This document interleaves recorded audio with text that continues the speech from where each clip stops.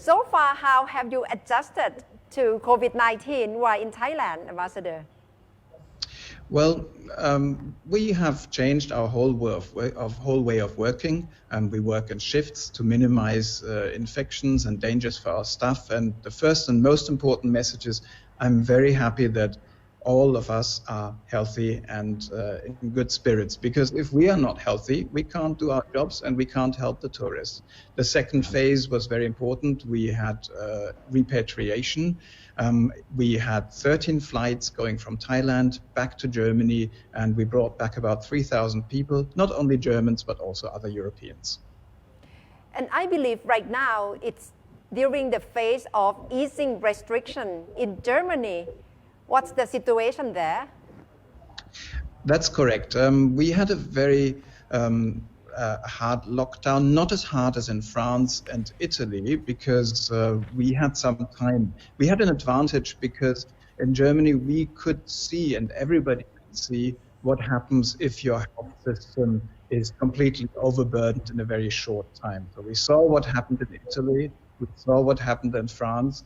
We took our precautions. Germany has a strong health system, but we spent the last weeks also with very, very tough restrictions on people's freedom to move out, and it was successful. We managed to bring down the curve.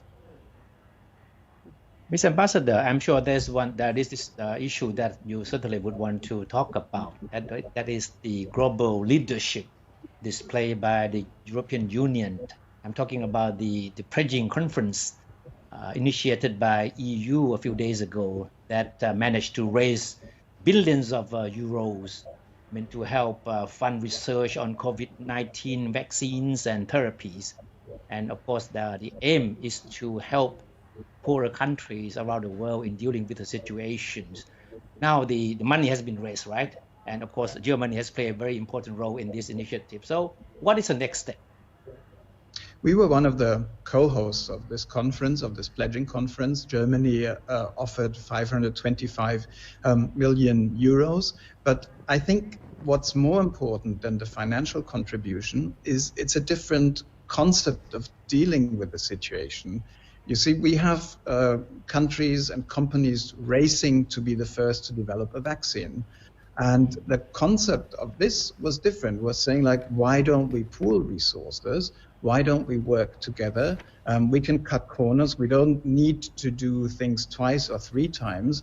And then also think of a way how we make the vaccine, if we get there, accessible, under what conditions, so that everybody can actually benefit from it. And I think this is much more important. I mean, the only race we should have is the race between humanity and the virus, but not the race between different countries and different companies. And Ambassador, when do you think vaccine can be materialized among EU countries? Because this pledging for funding support is to try to develop vaccine as well.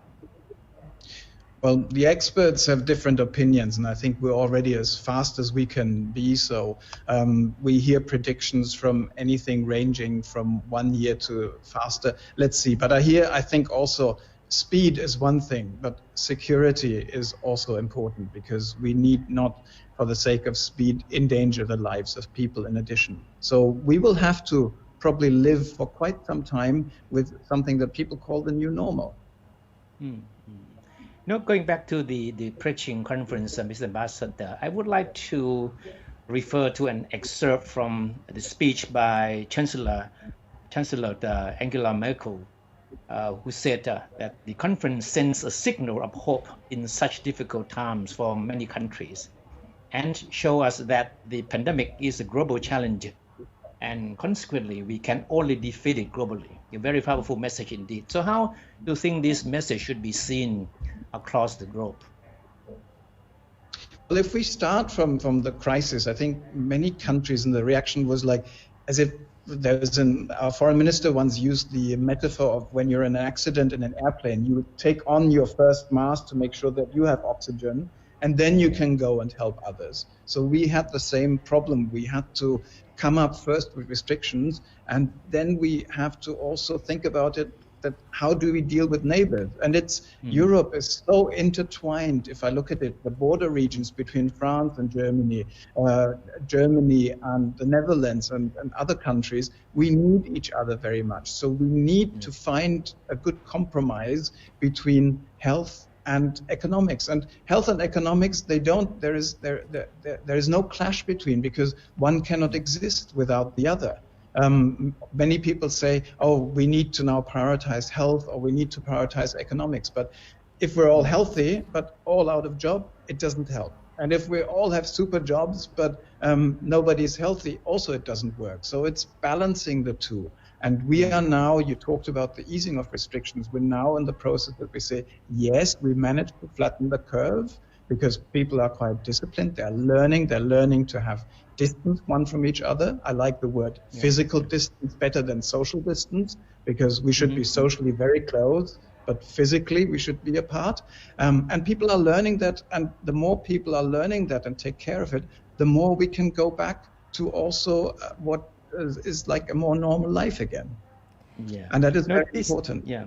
Yeah, this initiative is certainly a silver lining in the dark clouds above us, and certainly I hope that other associations across the world, like ASEAN, would follow in the footstep and get the regional cooperation to kick off, and then probably do similar things, so that it would be a sort of a regional and of course a global efforts in dealing with the situation. It is quite obvious, because you cannot treat your country as an island. Like if you say, oh, wonderful, we have now 0 cases. But if all your neighboring countries are still having cases, it's not going to help. So our chancellor was very clear from the beginning. She said, 0 is impossible. We have to live with the fact that at one point 60% of the people will get infected, which was a very tough message very early on in the crisis. And she said, we have to flatten the curve. We have to live with it, how we manage it. And this is a very difficult process for all of us. We have to learn how to do it. We showed in Germany that democracies can actually act very swiftly and can take those difficult decisions, but they have to explain to the people. And people are not children. People have to understand why it is good to do these things, and that's very important. We have to do it as a region, because again, like, it's not only Germany and the EU. If I look at the situation in Africa, if I look at the situation in the Middle East, it's not good, and we're depending on access. So it's imperatively economically speaking, but it's also imperative from a humanitarian point of view. Ambassador, but talking about impact among EU countries, this time is quite being hard hit by COVID-19. What's the spirit among EU members right now in coping with COVID-19 situation, especially in dealing with economic impact? It's very tough economically. For instance, for Germany, we are experiencing the worst recession since World War II. We are forecasting a contraction of GDP of 6%. So can you imagine that? That's a lot. So that's why the German government focuses a lot on keeping people in employment, keeping money in people's pockets. And we have a scheme for that. It's called short-term work. So when companies are laying off people, instead of laying them off, there is a formula that the government takes up some of the money. So people are not working, but they still get money. And it's important, because this crisis is unprecedented. Normally you have a crisis either in the supply side or on the demand side. But here we have a supply and demand crisis. So the most important thing initially is to have a social system that keeps people afloat, that helps. And we were very fortunate because we have a very strong social system, a very strong social net to keep people in employment. And it's very difficult if countries don't have that before the crisis, it's very difficult to set it up during the crisis. So that keeps us in a way a bit stronger. But it's also about helping the companies. And there we come very quickly to the European aspect. It's no good if there's a recovery only in Germany. I think you talk also about the spirit, and there were a lot of people who were disappointed. They say the help came too slow and Europe took too long to act. But But I think this is, if you go back to the beginning of the crisis, like you're first in panic and you use your own mask, and that's what people are demanding. But I'm very proud that, for instance, in Germany, we took over 200 patients from other countries. We took them from Italy, we took them from France, we took them from the Netherlands, and 200 doesn't sound a lot, but if your hospital is about to break down and you as a doctor have to decide whom you give treatment and whom not, you're happy for every patient that is taken up in another country. Mr. Ambassador, as we can see, I mean, the pandemic has put travel to a halt, and borders have been closed to labor immigration, and investments have also been curtailed. So many people believe that the pandemic has raised big question mark about the future of globalizations. So how do you see the impact from the pandemic on globalization, short term anyway? Within short term, especially for traveling, this will take quite some time before it picks up. We are talking about easing now of traveling within Germany, so that people can go and spend their holidays in the mountains or on the seaside to begin with. And it will slowly expand also within Europe, and international travel will come back. Will it come back in the same scope as before? I put a question mark. And it's interesting to hear that people also have some time to really think about, like, where do they want to go from there? I'm sure lots of companies will also change their way of doing things. Much more will be done online, digitally. There will be a different behavior when it comes to possibly maybe shopping and consumption. I read some quotes like, does it help me to have the third handbag? Does it protect me from SARS-CoV-2 or not? This is a problem more for luxury. If you manage to get through, it's a different thing. And I think this is also a chance, like, do we want to rebuild the economy as it was before? Or do we really want to put some thoughts into it and say, look, let's take this crisis and use it for a modernization. And a modernization, Europe talks about a green recovery. So since all the aircraft are grounded, our emissions are going down tremendously. Now, this is not what we hoped for, but maybe air travel can be done differently. Maybe transport can be arranged differently. Maybe car companies can use the time now that they're under immense pressures and with the help of government to say, look, we want to go into electric mobility instead of going back to the old ways. This is a chance, and I think if we have a little bit more time to recover from the initial shock, and it was a shock, I think, to everyone, this pandemic, then we can look forward and maybe also see a chance in it. So on the brighter side, this should be seen as an opportunity for us to rethink our future. Well, it's always important not to just go into panic mode, and of course we have to balance. We have to make sure that people survive, and that's the worst thing. Like, if you people said, like, why should I think about what's happening in 10 years when I even don't know how do I get through the month? How do I make my bills and my payment? So we have to balance, and that's the challenge for politicians and economists and experts, to balance, like, short-term, medium-term, but also long-term, and see the possibilities that are in it. Ambassador, WHO has made requests to many countries that each country should try to find out where's the origin of COVID-19 pandemic in each country. Has Germany already started to find out where's the origin? Well, the tracing is very important. So our first cases that we know of now in February came from someone who traveled from China. It was in Bavaria with several cases. And it was very important for us to trace. But then at one point, because we celebrated Carnival, a big festival, and we lost it there. We didn't have the contact tracing. But I think it's important that there is, in general, that there is looking into it, like what happened, because we want to know what happened, because only when we know what happened, then we can prevent it to happen again. Yeah. That's right. Ambassador, there are certain leaders who have engaged in finger pointing. So I think that's something that European countries would want to do also, to find out who is responsible for the pandemic and holding the country then accountable.